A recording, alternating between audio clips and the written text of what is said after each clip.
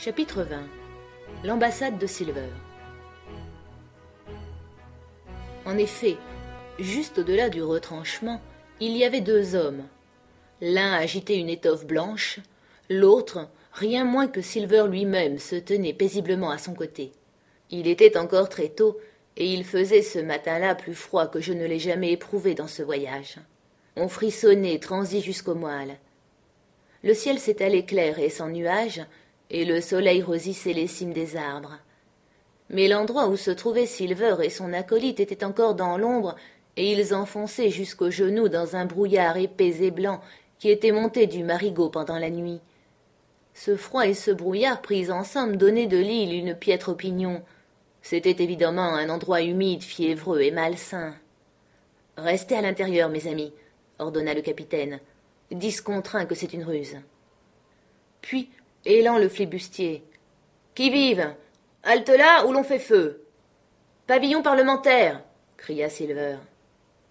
Le capitaine était sous le vestibule, se défilant soigneusement par crainte d'une balle tirée en traîtrise. Il s'adressa à nous. « La bordée du docteur a veillé. Docteur Livesey, prenez le côté nord, s'il vous plaît. Jim, l'est. Gray, l'ouest. L'autre bordée, tout le monde a chargé les mousquets. Vivement, les hommes, et méfiez-vous. » Puis de Réchef au mutin. « Et qu'est-ce que vous voulez avec votre pavillon parlementaire ?» Cette fois, ce fut l'autre individu qui répondit. « C'est le capitaine Silver, monsieur, qui vient vous faire des propositions. »« Le capitaine Silver? Connais pas? Qui est-ce » s'écria le capitaine.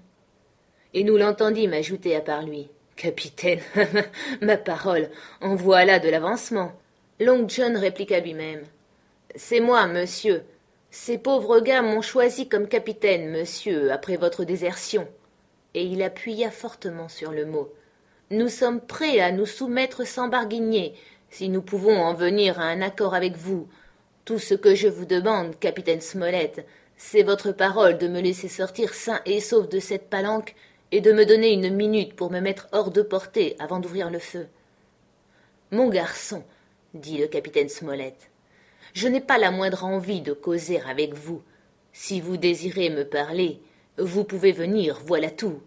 S'il y a quelque traîtrise, elle viendra de votre côté, et que le Seigneur vous en préserve. »« Cela me suffit, capitaine, » lança gaiement Long John. « Un mot de vous me suffit. Je sais reconnaître un galant homme, vous pouvez en être sûr. » Nous vîmes l'individu au drapeau blanc tenter de retenir Silver, et cela se comprenait vu la réponse cavalière faite par le capitaine. Mais Silver lui éclata de rire au nez et lui donna une claque dans le dos comme s'il eût été absurde de s'alarmer. Puis il s'approcha de la palissade, jeta sa béquille par-dessus, lança une jambe en l'air, et à force de vigueur et d'adresse, réussit à escalader le retranchement et à retomber sans accident de l'autre côté. Je dois avouer que j'étais beaucoup trop occupé de ce qui se passait pour être de la moindre utilité comme sentinelle. En effet, j'avais déjà abandonné ma meurtrière de l'Est pour me glisser derrière le capitaine. Il s'était assis sur le seuil, les coudes aux genoux, la tête entre les mains et les yeux fixés sur l'eau qui gargouillait parmi le sable au sortir du vieux chaudron de fer. Il sifflait entre ses dents.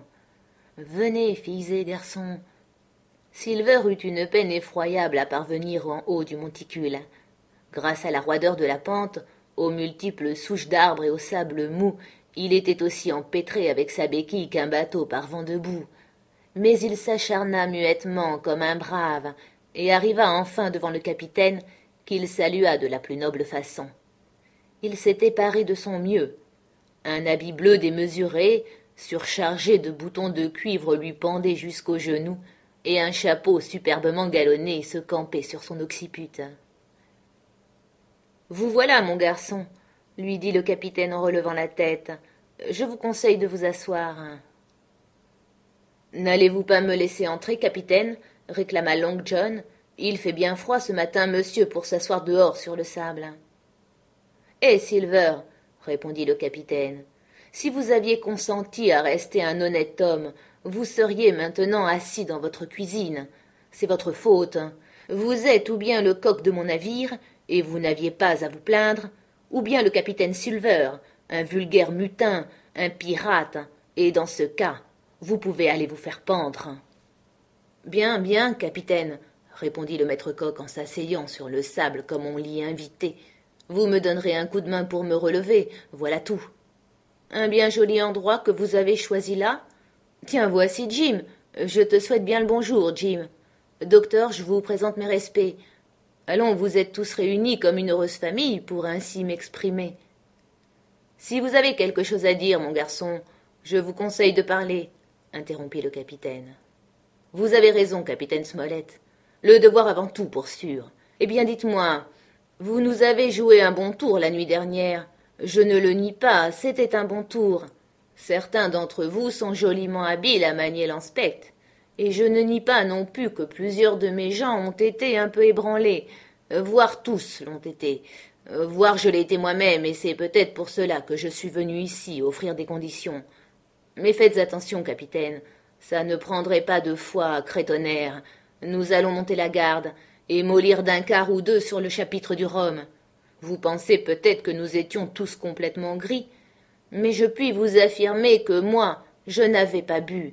Seulement j'étais crevé de fatigue. Et si je m'étais réveillé une seconde plus tôt, je vous attrapais sur le fait. Il n'était pas mort quand je suis arrivé auprès de lui. Non, pas encore. Après, fit le capitaine Smollett aussi impassible que jamais. Tout ce que Silver venait de lui dire était pour lui de l'hébreu, mais on ne l'aurait jamais cru à son intonation. Quant à moi, je commençai à deviner. Les derniers mots de Ben Gunn me revinrent à la mémoire. Je compris qu'il avait rendu visite aux flibustiers pendant qu'ils gisaient tous ivres-morts autour de leur feu, et je me réjouis de calculer qu'il ne nous restait plus que 14 ennemis à combattre. « Eh bien, voici, dit Silver, nous voulons ce trésor et nous l'aurons. Voilà notre point de vue. Vous désirez tout autant sauver vos existences, je suppose. Voilà le vôtre. Vous avez une carte, pas vrai? »« C'est bien possible, » répliqua le capitaine. « Oh, si fait, vous en avez une, je le sais. Ce n'est pas la peine d'être si raide avec les gens. Cela n'a rien à voir avec le service, croyez-moi. Ce que je veux dire, c'est qu'il nous faut votre carte. Mais je ne vous veux pas de mal, pour ma part. »« Ça ne prend pas avec moi, mon garçon, » interrompit le capitaine. « Nous connaissons exactement vos intentions, et peu nous importe, car désormais, sachez-le, vous ne pouvez plus les réaliser. » Et le regardant avec placidité, le capitaine se mit à bourrer une pipe. « Si Abraham Gray, » commença Silver. « Assez, » cria M. Smollett. « Gray ne m'a rien raconté, et je ne lui ai rien demandé. Et qui plus est, je préférerais vous voir, vous et lui et toute cette île, sauter en l'air et retomber en 1000 morceaux. Voilà ce que vous devez savoir, mon garçon, à ce sujet. » Cette petite bouffée d'humeur eut pour résultat de calmer Silver. Son début d'irritation tomba, et il se ressaisit. « Ça se peut bien, dit-il. Je n'ai pas à déterminer ce que les gens comme il faut peuvent juger correct ou non, suivant le cas. Et puisque vous vous apprêtez à fumer une pipe, capitaine, je prendrai la liberté d'en faire autant. » Il bourra sa pipe et l'alluma. Pendant un bon moment, les deux hommes restèrent à fumer sans mot dire, tantôt se regardant comme des chiens de faïence, tantôt renforçant leur tabac, tantôt se penchant pour cracher.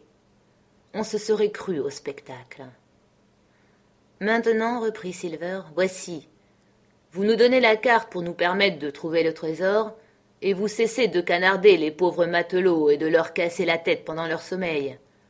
Faites cela, et nous vous donnons à choisir. Ou bien vous venez à bord avec nous une fois le trésor embarqué, et alors je prends l'engagement, sur ma parole d'honneur, de vous déposer à terre quelque part sain et sauf. Ou, si cela n'est pas de votre goût, vu que plusieurs de mes hommes sont un peu brutaux et ont de vieilles rancunes à cause des punitions, alors vous pouvez rester ici. Nous partagerons les provisions avec vous, à parts égales, et je prends l'engagement, comme ci-devant, d'avertir le premier bateau que je rencontrerai et de l'envoyer ici vous prendre. Voilà qui est parlé, vous le reconnaîtrez. De meilleures propositions, vous ne pouviez pas en attendre, c'est impossible. Et j'espère, il éleva la voix, que tous les matelots présents dans ce blocos réfléchiront à mes paroles, car ce que je dis pour l'un, je le dis pour tous. » Le capitaine Smollett se leva de sa place, et d'un coup sec sur la paume de sa main gauche, vida le culot de sa pipe. « Est-ce tout ?» demanda-t-il. « C'est mon tout dernier mot, crétonnaire, » répondit John. « Refusez cela, et vous n'aurez plus de moi que des balles de mousquet. »« Très bien, » dit le capitaine. « À mon tour de parler. Si vous venez ici un par un, désarmés, je m'engage à vous flanquer tous au fer et à vous ramener en Angleterre où vous serez jugés dans les formes. Si vous refusez, sachez que je m'appelle Alexandre Smollett, que j'ai hissé les couleurs de mon souverain et que je vous expédierai tous à maître Lucifer. Vous ne pouvez pas découvrir le trésor, vous ne pouvez pas manœuvrer le navire. Il n'est pas un homme parmi vous qui en soit capable. Vous ne pouvez pas nous combattre. Gray, que voilà, est venu à bout de 5 des vôtres. Votre navire est livré au vent, maître Silver. Vous êtes prêt à faire côte, et vous ne tarderez pas à vous en apercevoir. Je reste ici, je vous le déclare, et c'est la dernière fois que je vous parle en ami, car j'en atteste le ciel, la prochaine fois que je vous rencontrerai, je vous logerai une balle dans le dos. Ouste, mon garçon, débarrassez-nous le plancher, je vous prie, un peu vite et au trot. Le visage de Silver était à peindre. De fureur, les yeux lui sortaient de la tête. Il secoua sa pipe encore en feu. « Aidez-moi à me relever !» s'écria-t-il. « Jamais de la vie !» répliqua le capitaine. « Qui va m'aider à me relever ?» hurla-t-il. Personne ne bougea. Poussant les plus affreuses imprécations, il se traîna sur le sable jusqu'à ce qu'il pût s'accrocher à la paroi du vestibule et se réinstaller sur sa béquille. Puis il cracha dans la source. « Voilà !» cria-t-il. « Voilà ce que je pense de vous. Avant que l'heure soit écoulée, je vous flamberai comme un bol de punch dans votre vieux blocos. Riez, crétonnaire, riez avant que l'heure soit écoulée. Vous rirez à l'envers. Ceux qui mourront seront les plus heureux. » Et avec un effroyable blasphème, il s'éloigna péniblement, labourant le sable mou. Puis, après 4 ou 5 tentatives infructueuses, il franchit la palissade avec l'aide de l'homme au pavillon blanc et disparut entre les arbres.